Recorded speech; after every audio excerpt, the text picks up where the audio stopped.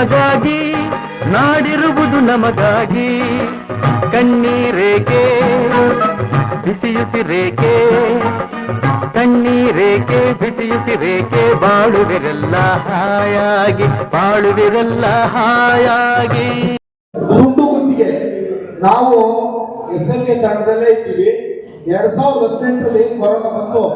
ಅವಾಗ ಹೋರಾಟ ಮಾಡಿ ತುಂಡು ಗುತ್ತಿಗೆ ಅಂತ 5 ಲಕ್ಷದಿಂದ 5 ಲಕ್ಷ ಎಲ್ಲ ಸ್ಥಳೀಯ ಗುತ್ತಿಗೆದಾರರಿಗೆ ಪ್ಯಾಕೆಟ್ ಟೆಂಡರ್ ಕೊಡಬಾರ್ದು. ನಾವು ಸರ್ಕಾರ ಲೆವೆಲ್ನಲ್ಲಿ ಹೋರಾಟ ಮಾಡಿ 5 ಲಕ್ಷ ತನಕ ಸ್ಥಳೀಯ ಗುತ್ತಿಗೆದಾರರಿಗೆ ಕೆಲಸ ಕೊಡಬೇಕು ಅಂತ ಅನುಷ್ಠಾನ ಮಾಡೋದು. ಅದನ್ನ ಇವತ್ತೇನು ಮಹಾನ್ ಭಾವ ಇದ್ದಾರೆ ಅವನ್ನ ಎಲ್ಲರೂ ಕೈಯೊಟ್ಟಿ ನಾವು ಗುತ್ತಿಗೆದಾರರಿಗೆ ಏನು ಶಿಕ್ಷೆ ಬೇಡವಂತ ರೀತಿಯಲ್ಲಿ ಮಾಡಿದ್ರು. ಖಂಡಿತವಾಗುವ ತುಂಡು ಗುತ್ತಿಗೆ ಕೊಡಬೇಕು ಅನ್ನೋದೇ ನಮ್ಮ ಅಭಿಲಾಷೆ. ಎಲ್ಲ ಕಟ್ಟಕಡೆಯ ಗುತ್ತಿಗೆದಾರರಿಗೆ ಕೆಲಸ ಸಿಗಬೇಕು. ಸ್ವಾಮಿ, ಮಾನ್ಸೂನ್ ನಲ್ಲಿ ಗಾಳಿ ಬಿದ್ದಾಗ ಗುತ್ತಿಗೆದಾರನ್ನ ನೆನ್ಸ್ಕೊಳ ಅಂತ ಕೆಲಸ ಮಾಡಬಾರ್ದು. ಪ್ರತಿದಿನನೂ ಅಧಿಕಾರಿಗಳು ಕಂಬ ಮುರಿದಾಗ ಮಾತ್ರ ಗುತ್ತಿಗೆದಾರ ನೆನ್ಸ್ತಾರೆ.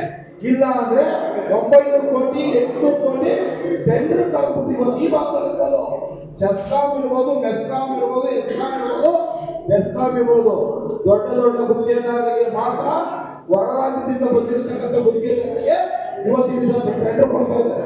ಸ್ಥಳೀಯ ಗುತ್ತಿಗೆದಾರರಿಗೆ ಯಾರು ಕೊಡ್ತಾ ಇಲ್ಲ. ನೀವೆಲ್ಲ ಕೆಲಸಿದ್ದಾಯ್ತು. ಖಂಡಿತವಾಗುವ ನಾವು ಸ್ಥಳೀಯ ಗುತ್ತಿಗೆದಾರರಿಗೆ 5 ಲಕ್ಷ ತನಕ ಕೆಲಸ ಕೊಡಬೇಕು ಅಂತ ಖಂಡಿತ ಹೊಂದಿದ್ದೀವಿ. ಯಾಕೆಂದ್ರೆ ಮಾನ್ಯ ಗುತ್ತಿಗೆದಾರರು ಏನು ಪದಾಧಿಕಾರಿಗಳಿದ್ದಾರೆ ಎಲ್ಲರೂ ಕೈ ಹೊಡ್ಬಿಟ್ಟವ್ರೆ. ಸ್ವಾಮಿ, ಕೈ ಹೊಡ್ಬಿಟ್ಟು ನಮಗೆ ನಾನಾ ಕೈ ಎಲ್ಲಾರು ಗುತ್ತಿಗೆದಾರ ಅಂತ ಕೈ ತಗೊಂಡ್ರೆ ಆ ಕೈಗೆ ಕಿಮ್ಮತ್ತಿದ್ದು ಬೆಲೆ ಇಲ್ಲ. ದುಡ್ಡು ಕೊಟ್ಟರೆ ಕೆಲಸ ಮಾಡ್ತಾರೆ ಇಲ್ಲ. ಅದೇ ರೀತಿ ಒಬ್ಬ ಲೈನ್ ಮ್ಯಾನ್ 10 ವರ್ಷ 12 ವರ್ಷ ಅಲ್ಲದೆ ಬೇರೆ ಅದರಲ್ಲೂ ಗ್ರಾಮೀಣ ಭಾಗದಲ್ಲಿರ್ತಕ್ಕಂಥ ಗುತ್ತಿಗೆದಾರರಿಗೆ ಬಹಳ ನೋವಾಗಿದೆ. ನಮಗೂ ಚೆನ್ನಾಗಿದೆ. ಅದನ್ನು ಖಂಡಿತವಾಗೂ ನಾವು ಯಾವತ್ತೂ ಜೊತೆ ಇರ್ತೀವಿ, ಜೊತೆಲೇ ಇರ್ತೀವಿ, ಕೆಲಸ ಮಾಡ್ಕೊಡ್ತೀವಿ. ಈ ಸಂದರ್ಭದಲ್ಲಿ ಹೇಳ್ತಾ ಇದ್ದೀನಿ, ಜೈ